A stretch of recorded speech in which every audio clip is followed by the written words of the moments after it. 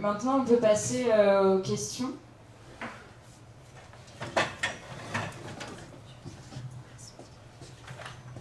Bonjour, je voulais savoir combien vous êtes à faire la grève, les agents d'entretien de l'hôtel Ibis.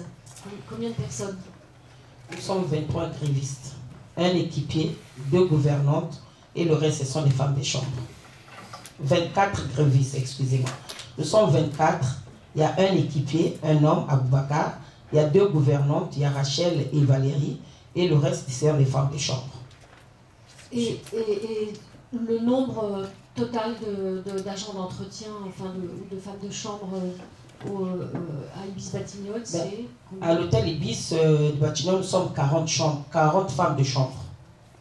40 ouais. Oui, donc vous êtes plus de la moitié à faire grève. Oui, 40 femmes de chambre, et sans compter équipiers, il y a des équipiers aussi, il y a des gouvernantes aussi. Mais les femmes de chambre en elles-mêmes, elles sont à 40, y compris, je crois, il y a 6 ou 7 gouvernantes et 4 équipiers, 4 ou 5 équipiers. Donc au moins la moitié qui sont là, qui font la grève. Ouais. Depuis 7 mois alors? Depuis 7 mois, depuis le 17 juillet.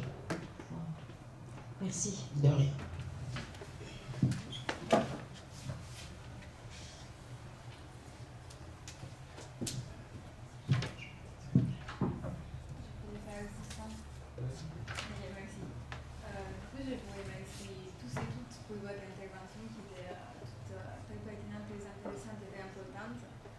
J'aimerais bien revenir notamment sur l'intervention de Sylvie qui a soulevé, selon moi, un point archi intéressant et important.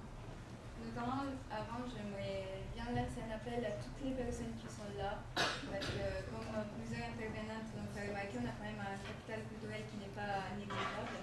Et ça serait aussi la rue de l'intellectuel et tous les secteurs à luxe, notamment écrire des articles sur les grévistes Ibis, ou écrire des articles sur les conditions de travail des femmes de ménage et essayer, tant qu'on peut, beaucoup de nous sont étudiants, mais on a quand même cette possibilité, même si le millonnage ne va pas être large, on va toucher au moins une dizaine de personnes par article, en étant très pessimiste. Du coup, je pense que ça serait important, si quelqu'un de nous a des talents visuels, de faire quelque chose comme a été fait pour les documentaires des petites mains invisibles, notamment sur les grévistes de l'hôtel Ibis.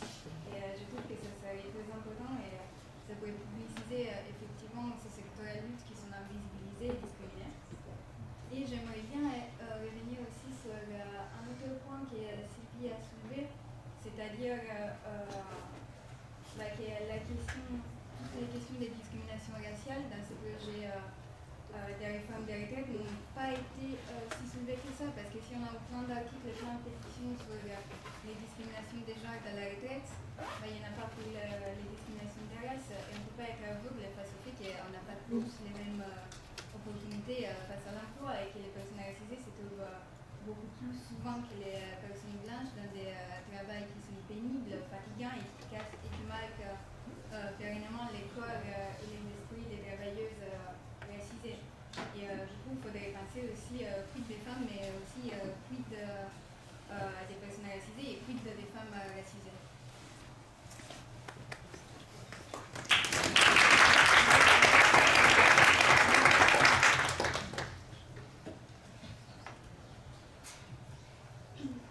Merci beaucoup aussi pour toutes les interventions. Juste 2-3 remarques et questions, juste parce qu'en plus elles sont parties. Les personnels de nettoyage de l'université à Dauphine qui sont embauchés par Atalian, juste rappeler effectivement, alors elles l'ont mentionné, qu'il y avait eu une mobilisation il y a quelques mois parce que à l'occasion d'un changement de sous-traitant, les salaires n'étaient plus versés au début du mois correctement, que les travailleurs et les travailleuses surtout n'étaient plus couverts par la mutuelle, enfin elles continuaient à payer la mutuelle, mais elles n'étaient pas encore couvertes, enfin il y avait pas mal de points sur lesquels il y avait eu une mobilisation, mais en dehors de cette mobilisation qui a rendu un peu visible, pas oublier que ce sont des personnels qui sont quand même aussi largement invisibilisés dans la fac, notamment parce qu'en fait, précisément, ce ne sont pas des personnels dont on parle dans les instances, par exemple, puisqu'ils et elles sont sous-traités, c'est la même chose pour les agents d'accueil. Et donc c'est vrai qu'à l'occasion de cette mobilisation d'il y a quelques mois, on avait quand même pensé lancer un mouvement un peu plus large pour demander la réinternalisation de ces services dans la fac, que la fac soit responsable, soit un employeur responsable en fait de tous ces travailleurs qui sont en fait essentiels au fonctionnement quotidien de l'université. Donc voilà, je relance ça parce que je pense qu'on sera amené à relancer ce débat et en tout cas je voulais rementionner le problème. Juste une question pour l'hôtel, pour ce qui se passe à l'hôtel Ibis, est-ce que au vu de l'ampleur quand même de la grève, est-ce que l'employeur contourne la grève? Est-ce qu'ils ont réussi à embaucher, à faire embaucher par la bande des travailleurs qui viennent faire les chambres à votre place en attendant, ou est-ce que vous arrivez vraiment à tenir la grève aussi bien à la rendre aussi visible par vraiment l'arrêt du travail, et peut-être est-ce que vous pouvez rappeler l'heure et le lieu, le lieu du coup c'est j'imagine à l'hôtel directement, mais l'heure à laquelle il y aura le rassemblement le vendredi 14. Et puis une autre question pour Inès. Alors, vous avez des contraintes sur les mobilisations qui sont hyper spécifiques à l'hôpital, notamment le fait de ne pas pouvoir vraiment arrêter, et on vous en remercie, le service public. Mais du coup, et donc voilà, nous on n'a pas les mêmes contraintes ici, mais je serais quand même curieuse de voir, je ne sais pas, de ton expérience ou l'expérience à la Rivoisière ou dans le collectif Interurgence, quelle forme de mobilisation vous semble en ce moment les plus efficaces? Parce que nous, voilà, ça fait un moment qu'on réfléchit, on n'a pas les mêmes contraintes, ça devrait être plus facile pour nous, en fait, ça n'est pas pour plein de raisons de se mobiliser. On a un peu moins aussi peut-être reconnu comme utile et légitime que vous, par contre on a des choses qui devraient rendre le truc plus facile. Mais en gros, qu'est-ce qui a l'air de marcher? On a vu passer des missions administratives, bosser avec un brassard, j'en sais rien, dans ce que, vous en êtes toute la réflexion là-dessus, qu'est-ce qui vous semble le plus efficace aujourd'hui?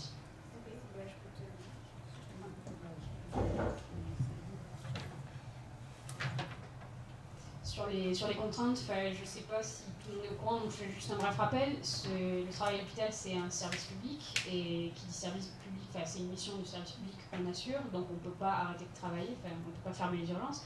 Donc on est, quand moi je suis gréviste, comme je suis gréviste, mon cadre me donne tous les matins une assignation, pas tous les soirs, plutôt une assignation, qui dit Inès, j'ai bien compris que vous êtes gréviste, mais venez travailler. Donc ça c'est la contrainte, c'est-à-dire que même si on est gréviste, on travaille, donc on ne peut pas mettre un pied de grève et réfléchir à qu'est-ce qu'on peut faire pour améliorer une condition. Donc tout ce qu'on a fait, c'était en dehors de notre temps de travail, on s'est rassemblés, déjà qu'on ne dort pas beaucoup de base, là on dormait encore moins. Et sur ce qui est des formes de lutte, donc nous c'est vrai qu'on s'est constitué en collectif, on ne s'est pas constitué contre les syndicats mais en parallèle, avec souvent leur aide, des fois des petits bâtons dans les roues, tout ça, mais bon ça c'est pas le sujet.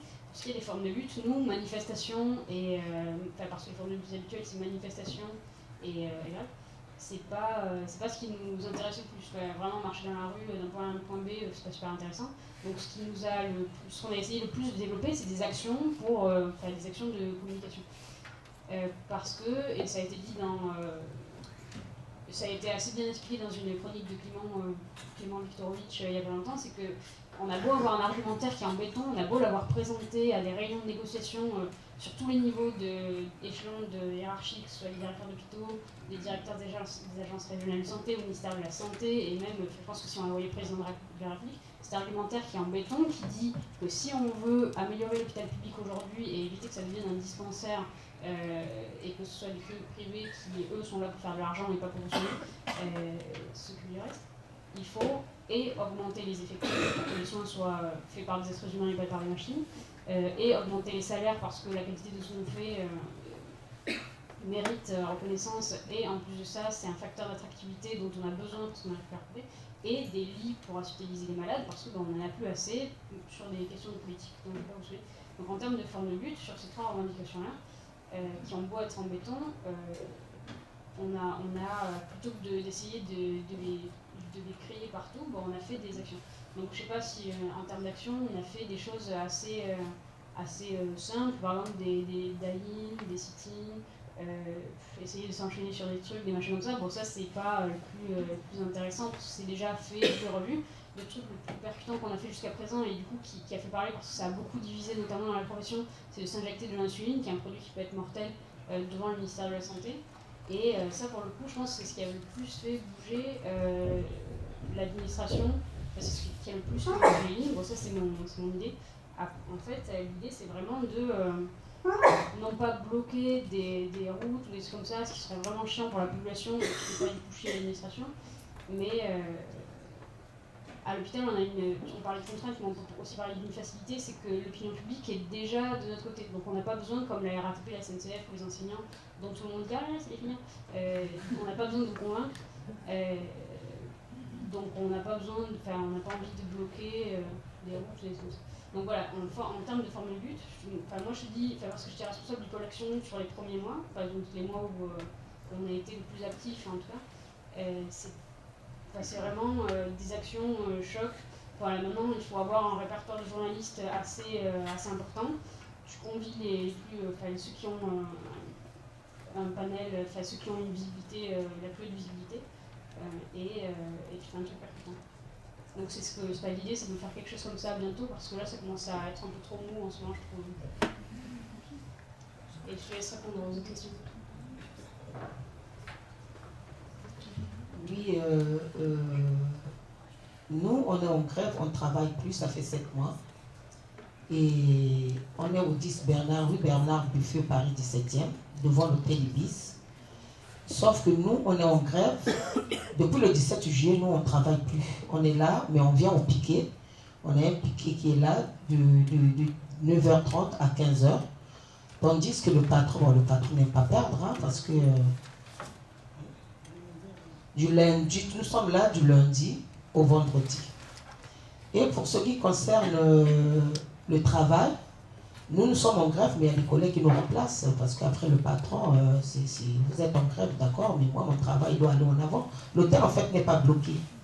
Il y a le travail, il y a du bouche, il y a nos collègues à nous, ceux qui n'ont pas fait la grève, ils ont amené les copines, les cousines pour venir remplacer les grévistes, chose que c'est illégal. Mais sauf que la STN, oui, lui, il travaille dans l'illégalité. Lui, n'est pas. Ce qui est illégal, ça lui plaît. Vous êtes en grève, lui, l'argent doit rentrer. Donc, du coup, il y a les remplaçants qui sont là, qui travaillent à notre place. Donc, l'hôtel n'est pas bloqué, l'hôtel fonctionne normalement. Et voilà peut-être pour la raison aussi que ça dure, parce que l'activité fonctionne correctement. Voilà. Et pour ce qui concerne le vendredi 14, le rendez-vous, c'est à 19h, porte de la Chapelle.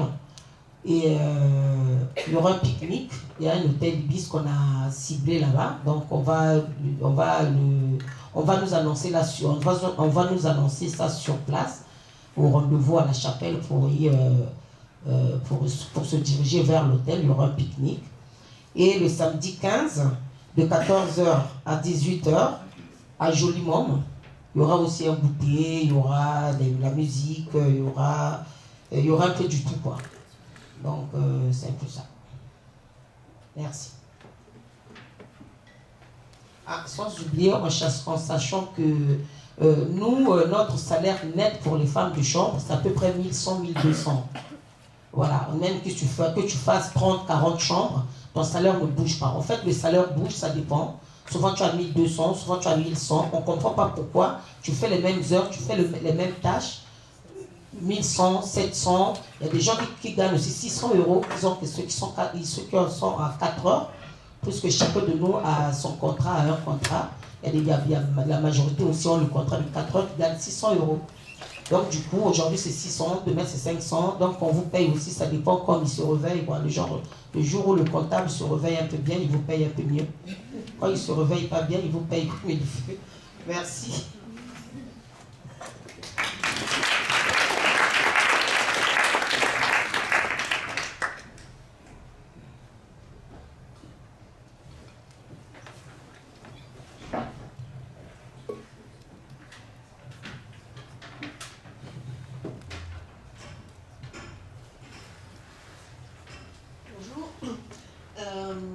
Je ne voudrais pas trop sortir du cadre de la question des retraites, mais malgré tout, votre témoignage m'interpelle. Et je me posais une question au-delà de la grève. Est-ce que vous avez initié des actions en justice? Je pense notamment au fait que désormais un groupe comme Accor rentre dans un périmètre d'obligation légale, y compris pour ses sous-traitants et fournisseurs. Donc je me demande si vous avez trouvé des soutiens parmi notamment les associations qui ciblent les multinationales pour porter votre cas en alerte de ce type-là. Merci. C'est un peu technique pour tout le monde, mais ça me donne envie quand même de vous poser la question. Effectivement, les syndicaux ils ont saisi le prud'homme. Donc, nous avons rendez-vous au prud'homme le 16 mars. Voilà, et comme ils nous ont dit aussi que Aqua a été condamné pour discrimination parce que au sein de leur hôtel, c'est tous les personnes immigrées qui sont sous-traitées. Donc, ils ont été condamnés pour ça. Donc, les syndicats veulent se saisir de ça aussi pour les envoyer au tribunal correctionnel. Donc, voilà, on est dans les démarches et puis bon, on attend. Merci.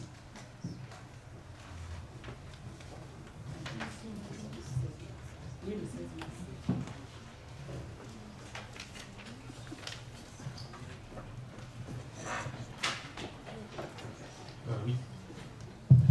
Bonjour. Je voulais juste reprendre la question qu'avait posée Patricia. Je pense qu'elle était pour vous, Serge. Elle a l'air de dire qu'en fait, c'était pas trop clair sur la reconnaissance de la pénibilité dans leur travail et ce que la réforme des retraites allait changer.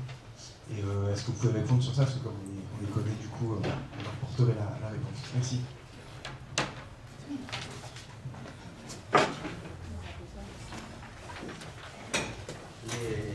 Je l'ai dit, les seuils sont très très hauts. Hein. Les seuils pour ce qui est de la pénibilité physique, ils sont très très hauts. Par exemple, la plupart des déménageurs ne sont pas au-dessus des seuils pour le port des charges lourdes. Ils ne font pas assez d'heures à être en train de soulever les charges lourdes. Il faudra regarder en détail dans les professions des deux collègues qui sont partis ou de vous trois comment ça se passe. Je pense que du côté charges lourdes, jamais il y aura le nombre d'heures qu'il faut pour avoir la pénibilité. Les postures pénibles, peut-être, mais il faut beaucoup d'heures. Mine de rien, on peut travailler dans des positions extrêmement pénibles dans son travail, mais finalement, quand on additionne les moments où on est dans ces positions-là, ça ne fait pas 2 heures par jour, ça peut faire moins, par petits paquets de quelques secondes, et finalement ça fait moins, et donc on n'est pas au-dessus des seuils. Donc de ce point de vue-là, ça va être compliqué, sauf si les seuils descendent. Il reste la question des heures de nuit. Et là, d'ailleurs, les collègues de Dauphine le posaient tout à l'heure. Et là, toute la question, c'est quelle est la zone de la nuit qui compte? Parce que la collègue de Dauphine qui est partie, la disait, nous on finit tard le soir, on commence tôt le matin. Je suppose que pour vous trois, c'est un peu comme ça aussi. Enfin, pour beaucoup de vos collègues, il y a des choses, il y a du travail très tôt le matin parfois, ou peut-être tard le soir, je ne sais pas, mais plutôt très tôt le matin. Peut-être pas, quoi. Les gens sont dans les chambres à ces heures-là. Ouais, non, vous êtes plutôt en horaire de jour. Voilà. Alors, dans l'hôtellerie, je pense que le travail de nuit, voilà, apparemment, pratiquement pas. Pour vos collègues de Dauphine, peut-être un peu plus, mais là, ça dépendra. Si on prend comme définition ce qu'on appelle souvent le sanctuaire, c'est-à-dire la période minuit-5 heures, et là, effectivement, il y a très peu de femmes, à part alors les personnes qui sont en nuit fixe ou alors à l'hôpital, quoi. Mais sinon, il y a très peu de femmes. Alors, dès qu'on commencerait à rentrer dans qui est-ce qui travaille, par exemple, dans l'hôtellerie, restauration, qui termine à 10h30, 11h, et après, avec le temps de trajet et tout, finit par avoir des nuits quand même très musculées. Et si ça peut être reconnu, alors là, on pourrait imaginer de commencer à marquer des points. Mais mon sentiment, c'est que de manière générale, sur beaucoup de travaux, le compte pénibilité, il va rendre justice à des contraintes et des nuisances très élevées. Et tous les autres, le remède, c'est qu'on fasse diminuer un peu cette pénibilité-là, peut-être qu'on réduise un peu le temps de travail, probablement qu'on fasse un meilleur salaire, c'est des choses comme ça, quoi. Des effectifs, bien sûr, voilà, c'était très bien, c'est ce que vous disiez, quoi. Dès que vous êtes quelques-unes de plus, ça doit aller un peu mieux, quoi. Voilà. C'est plutôt de ce côté-là, je crois, la réponse.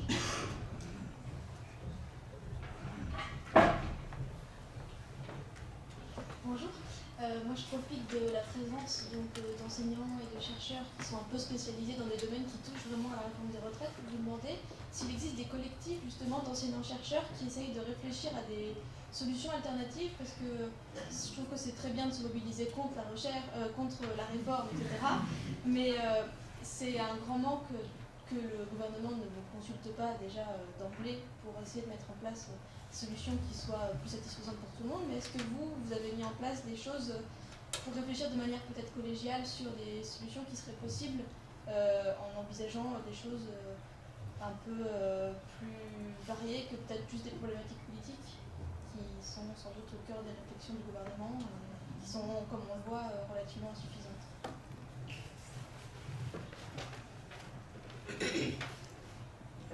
Alors, il y a des collègues qui réfléchissent, moi je connais pas l'ensemble.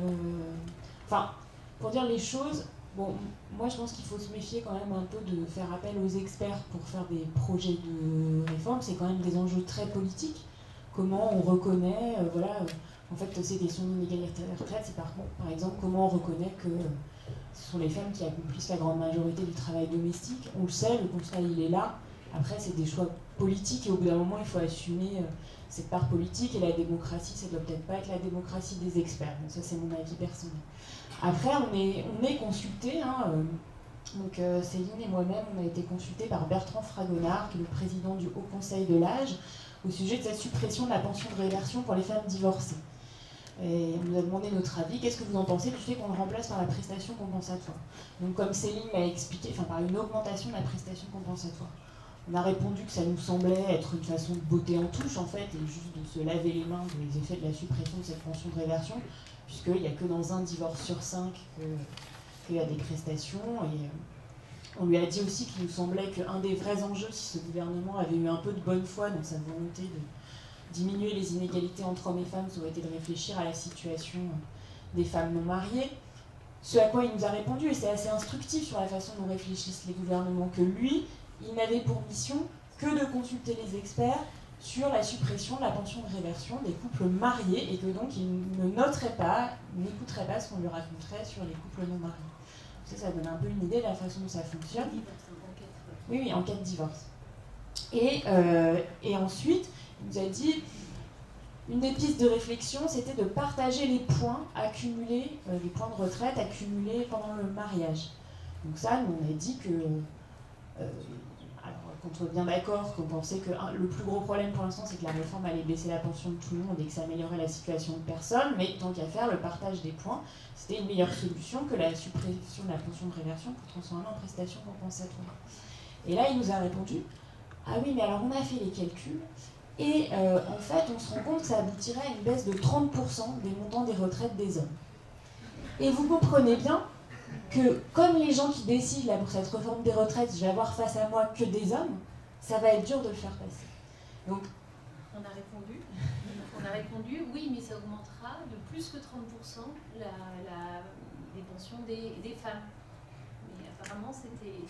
Mais voilà, c'était pas audible par rapport... Donc c'est pour dire que le problème, c'est pas seulement d'avoir des idées de comment faire une bonne réforme, etc. C'est aussi qui est au pouvoir. Je voudrais juste ajouter qu'il y a eu énormément de tribunes, de textes, de contre-projets, y compris les initiateurs du projet ont dit que ce qui était en train d'être mis en œuvre, ça n'avait rien à voir avec leur idée initiale. Donc, je crois que il y a eu quand même une production là depuis, et on peut dire que c'est aussi un des résultats de cette mobilisation depuis le 5 décembre, c'est d'avoir permis tous ces... Parce que là on fait ça aujourd'hui, mais il y a ça dans de nombreuses universités, dans de nombreux lieux, on a produit, en fait on est tous devenus, toutes et tous devenus des experts de cette réforme des retraites.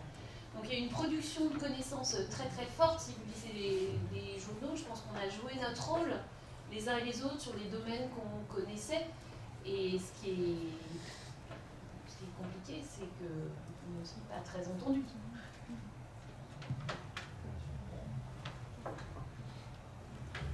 L'un des problèmes, c'est un contre-projet pour quoi faire. C'est-à-dire, est-ce qu'il y a besoin d'une réforme ? Et c'est presque sur ça que beaucoup des chercheurs, experts, etc., spécialistes, on serait assez vite d'accord. C'est-à-dire que on n'a pas en tête des connaissances sur la situation actuelle, financière, sociales, économiques, etc. autour de la question des retraites qui justifient de faire une énorme réforme là. Non. Bien entendu, je ne dis pas que le système antérieur, ça a déjà été dit, que le système d'avant, il n'était pas du tout idéal. Par retouche, par revendication, par négociation, etc., on pourrait l'améliorer, mais personne ne peut démontrer qu'il y a urgence à faire une grosse réforme comme ça, à changer de système, premièrement, passer à la réforme d'un système à points, aligner d'un coup et très vite 42 régimes différents qui ont quand même tous leurs raisons et leur histoire en un régime unique. Pour mémoire, des convergences entre les régimes, il y en avait, en cours, progressive. On peut se souvenir qu'il y avait eu le système des instituteurs, les professeurs des écoles, etc. Chez les infirmières, il y a eu quelques modifications dans l'histoire de passer cadre A, enfin tu connais pas ça là, sûrement, mais voilà, où il y avait au passage, vous y perdiez entre guillemets un peu en retraite, mais vous y gagnez peut-être un petit peu en salaire, je ne vais pas me prononcer là-dessus, enfin voilà, qu'on puisse à un moment donné dans des secteurs, voilà. Et donc, en fait, c'est pas si facile que ça pour quiconque de faire un contre-plan, même les partis politiques à l'heure actuelle, même les syndicats, ils n'ont pas forcément le contre-plan. Parce qu'à la limite, ils sont plutôt dans l'idée de dire, voilà, sur quel point, tel point, tel point, tel point, on pourrait aménager peu à peu le système actuel, quoi. C'est pas la peine. Donc en fait, on se retrouve devant un truc un peu béant, qui est que, on ne sait pas pourquoi, un ensemble de décideurs se sont racontés à eux-mêmes, et le président de la République en tête, donc du coup ça pèse, qu'il faut passer au système à points, premièrement, et il faut, dans ce cadre-là, effacer les régimes spéciaux, deuxièmement. Voilà. Donc ça met aussi dans l'embarras pour faire des contre-plans. Alors à part ça, c'est ce qu'ont dit mes collègues, c'est-à-dire en fait, évidemment, on est sollicité, on est auditionné, on écrit des trucs, on écrit des tribunes, par institution, au centre d'études de l'emploi du travail, il y a un réseau qui réfléchit là-dessus pour au moins, sous l'angle de l'emploi du travail, faire un certain nombre de remarques et de réflexions, ça c'est normal. Il y a des équipes d'économistes qui ont critiqué évidemment l'objet, ça c'est fait. Ouais, je voulais intervenir aussi pour une petite parenthèse sur Atalian. Elles sont parties, les collègues, parce qu'il fallait qu'elles reprennent le boulot. Sinon, je voulais parler justement pour construire un peu la convergence dont il a été question entre les différents secteurs, etc., pour essayer de nourrir notre réflexion sur comment améliorer l'ancien système, etc. Il y a un enjeu à construire une mobilisation large et massive pour pouvoir faire reculer le gouvernement, et donc il y a un enjeu à s'organiser. Et cette conférence-là est issue, justement comme c'est écrit là, d'un comité de mobilisation à Dauphine. Voilà, on est organisé, toutes les semaines on fait des AG, voilà, pendant les vacances de cours, il n'y aura pas d'AG la semaine prochaine, mais ce sera la semaine d'après. Il y a aussi une partie étudiante dans ce comité de mobilisation avec des AG propres pour savoir ce que vous pouvez faire en tant qu'étudiant et étudiante. Donc voilà, il y a ça à construire, et le plus nombreux et nombreuses on est, le mieux on arrivera à justement créer des liens avec d'autres secteurs, comme c'est une belle illustration aujourd'hui, essayer de vraiment bloquer l'université, être visible, et puis et voilà, et construire la mobilisation contre les retraites.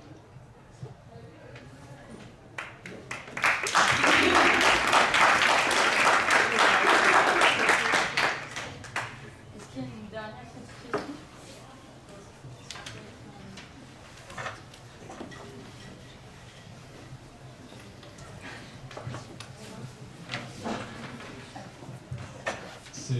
C'est simplement pour rappeler que les états généraux des universités et laboratoires en lutte a voté une grève reconductible de l'enseignement supérieur et de la recherche à partir du 5 mars. Non, il faut que tout le monde soit en grève le 5 mars. Il y en a qui sont déjà en grève, c'est important. Oui, il y a déjà eu des mouvements de grève précédents, et là il y a cette date un petit peu collective qui est mise en place et qui laisse le temps un petit peu de préparer ça, et donc d'où l'importance de multiplier ces événements et d'être nombreux sur les listes de mobilisation.